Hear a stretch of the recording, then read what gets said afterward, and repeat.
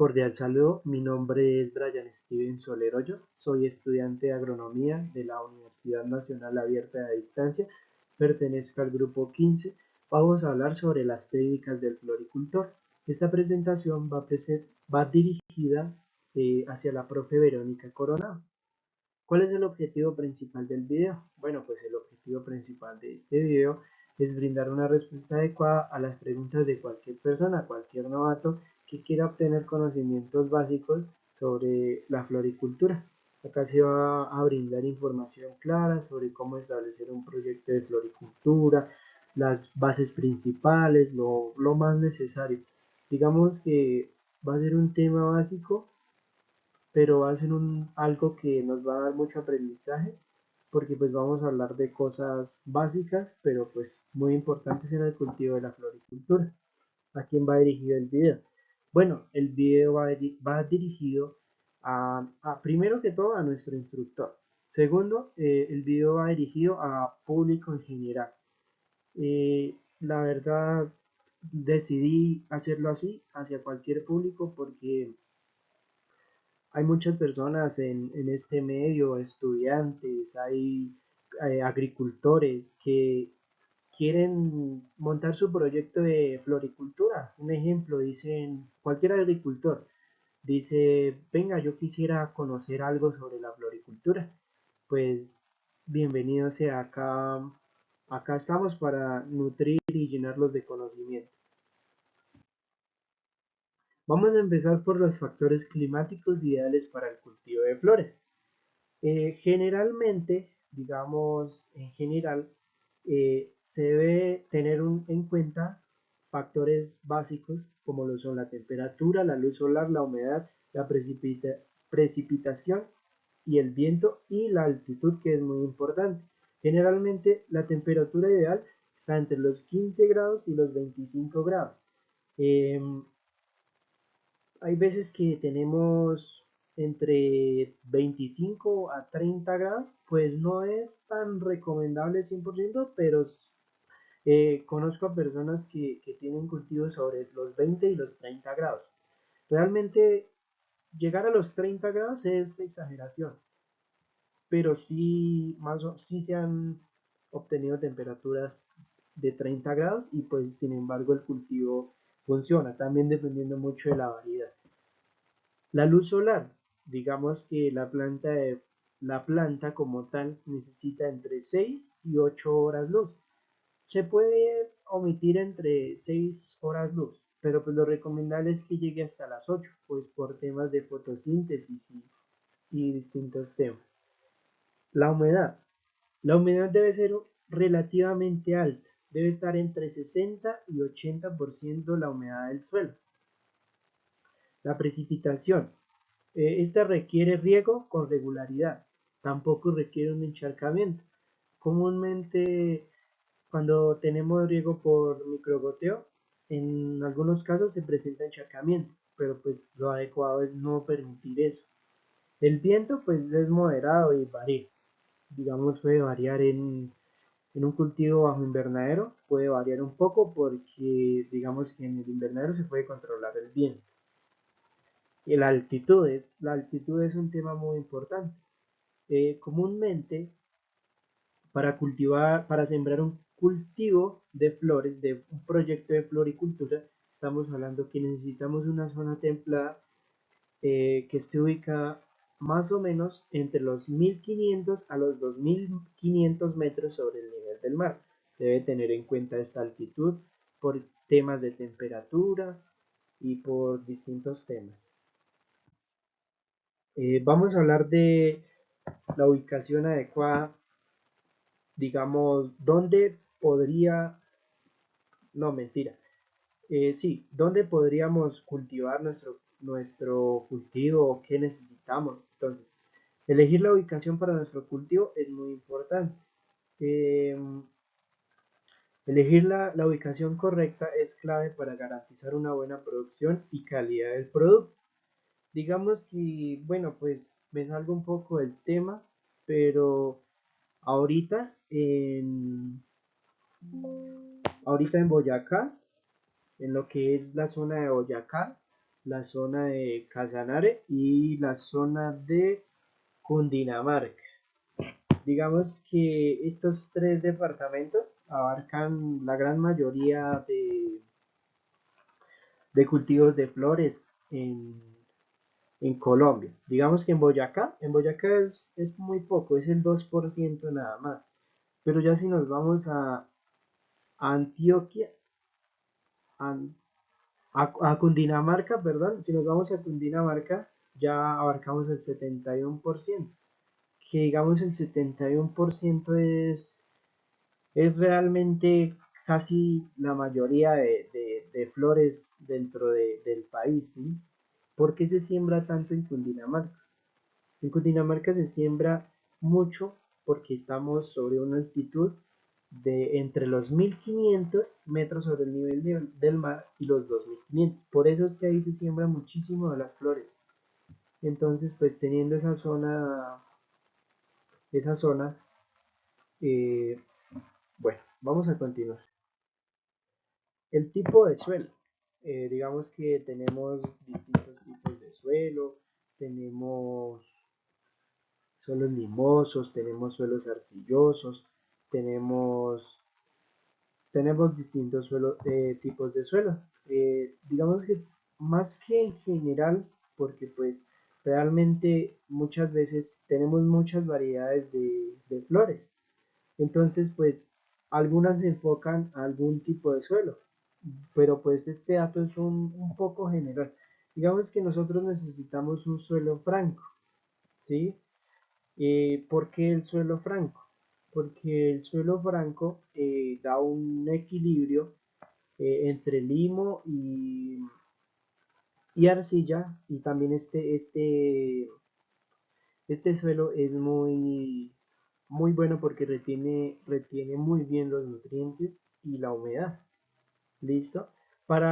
Comúnmente, para casi todo tipo de flores, necesitamos un suelo con un pH, que pues la cifra pH significa potencial de hidrógeno.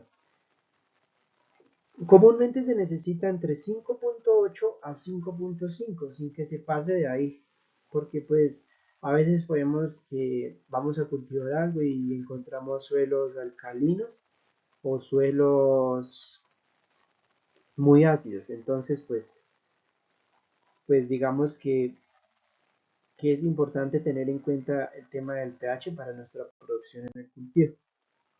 Vamos a hablar sobre la preparación del suelo antes de la siembra. Esto es un paso muy importante. ¿Por qué? Porque si nosotros no tenemos en cuenta esto, realmente es muy difícil que cuando sembremos, que cultivemos, eh, vayamos a tener una excelente germinación, vayamos a tener un excelente cultivo, porque si nos saltamos los pasos, pues iríamos mal. Bueno, es muy importante la preparación del suelo. Comúnmente, bueno, un poco a la antigua se realizaba con arados, con azadones, más un poco manual. Ahorita pues un poco más recomendable se usa el tractor con el arado, ¿sí? Es mucho más eficiente, es veloz, en eficiencia es mucho mejor. Entonces pues ahí ya estaríamos pasando por limpieza de terreno.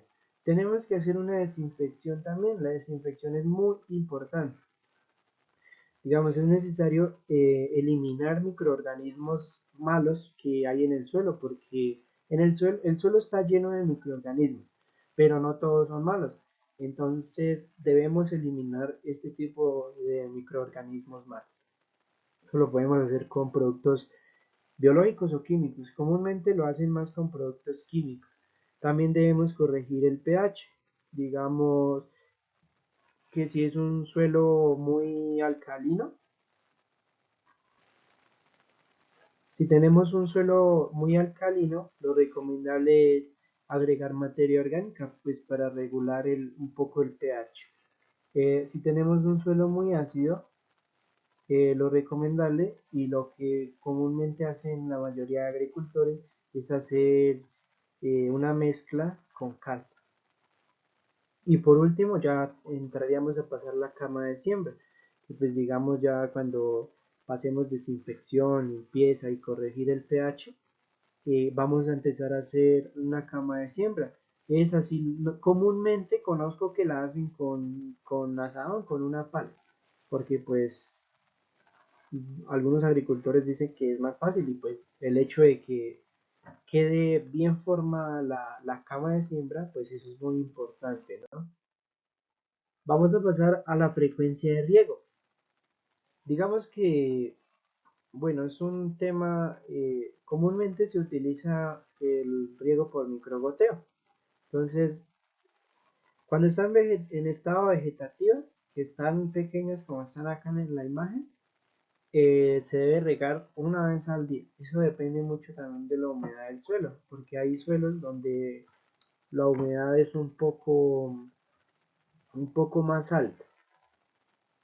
Digamos cuando están en producción, cuando ya están adultas, también se debe regar una vez al día. Comúnmente pues lo recomendable es hacerlo en la mañana, en horas de la mañana, cuando no está haciendo tanto sol, o en horas de la tarde. Comúnmente lo hacen así, pero pues lo recomendable es una vez al día, teniendo en cuenta los factores de la humedad del suelo, ¿no? Porque pues si es un suelo que mantiene mucho la humedad, tampoco es recomendable usted está regando todos los días, pero si es un suelo donde usted vea que necesita, que no cumple con el 60 al 80% de humedad diaria, sí tendría que hacer. Entonces, pues, esto varía un poco, pero pues, esto más o menos es un dato general. Los tipos de fertilizantes.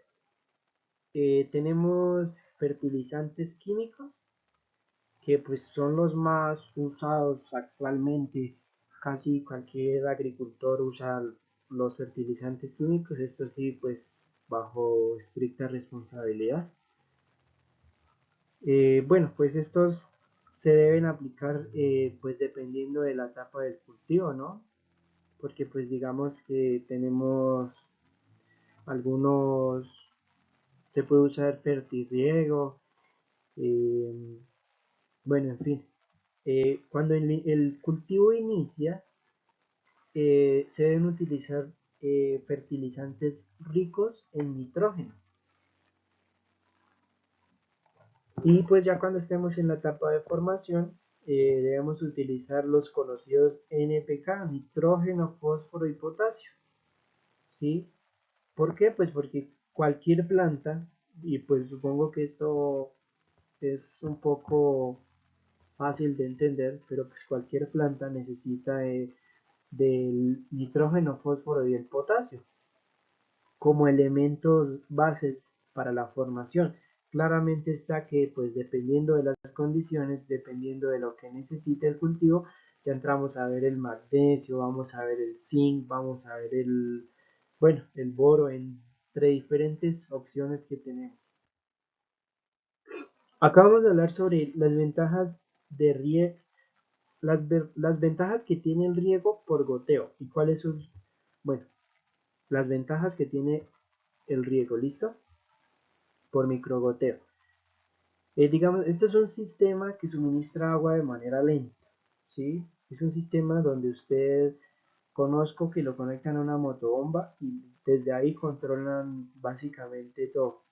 Digamos, ahí controlan los tiempos, controlan, también fertilizan, para la fertilización también es importante esto.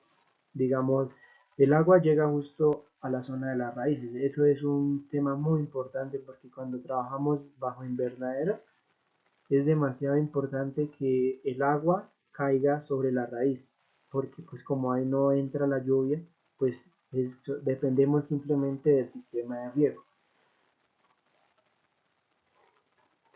Digamos, ahorra un poco los insumos, ¿sí? ¿Por qué? Porque pues cuando nosotros agregamos fertilizantes al microgoteo, pues estos van a caer directamente a la raíz de la planta. No vamos a tener que hacer un chontaqueo, como se llama comúnmente, que tomamos puede ser nuestra máquina de bomba y nos la llevamos por todo el cultivo y le vamos inyectando por planta por planta. Realmente eso es una técnica pues que ya es un poco pasada, porque pues primero se desperdicia muchísimo fertilizante y pues no es tan eficiente como enviar la fertilización por las mangueras de microgoteo. Vamos a hablar un poco de las plagas y enfermedades más comunes que vamos a encontrar dentro de nuestro cultivo de flores. Tenemos, tenemos los pulgones, que son estos amarillos de acá. Esos son, bueno, ya vamos a hablar de eso. Primero, pues esta es la manera de identificarlo.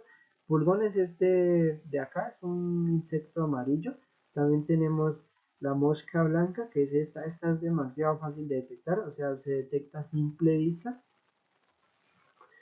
También tenemos trips, esos los podemos ver con una lupa. También tenemos la araña roja, pues acá no la puse, pero pues la menciono. Tenemos también la araña roja. Bueno, acá vamos a hablar cómo identificar los síntomas de estas plagas. Bueno, digamos que la mosca blanca,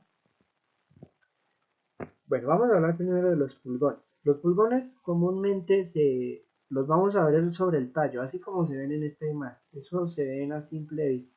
Se van a ver sobre el tallo, van a estar ahí pegaditos, van a estar comiendo y estos deforman los brotes. Esto deforman los brotes de las plantas, entonces pues es importante tener un control sobre esto. La mosca blanca, que la mosca blanca pues es un problema bastante porque pues no es tan fácil controlar cuando ya se avanza.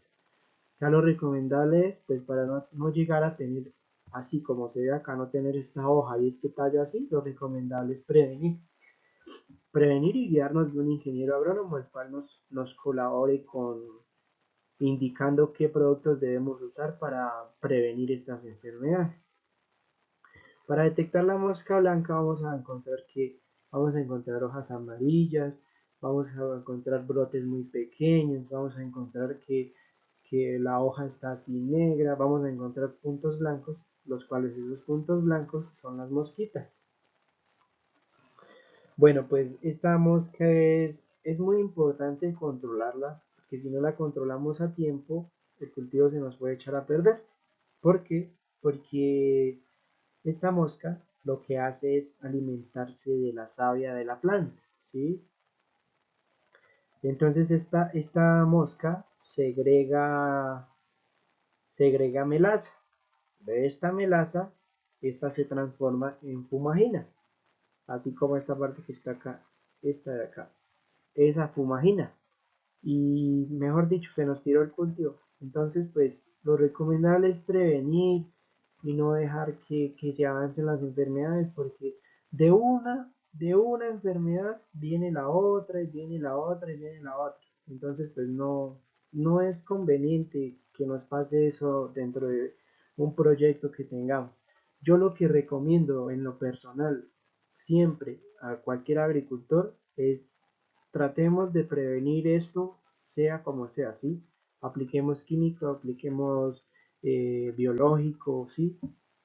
Es un tema difícil, pero es un tema que si la gente, los agricultores se adecúan a esto, sería un éxito total, porque a veces las personas esperan tener esto para después decir, llamar a un agrónomo, ayúdeme con esto. Pues sí, hay posibilidades de controlar un poco, pero ya eliminar es un poco difícil.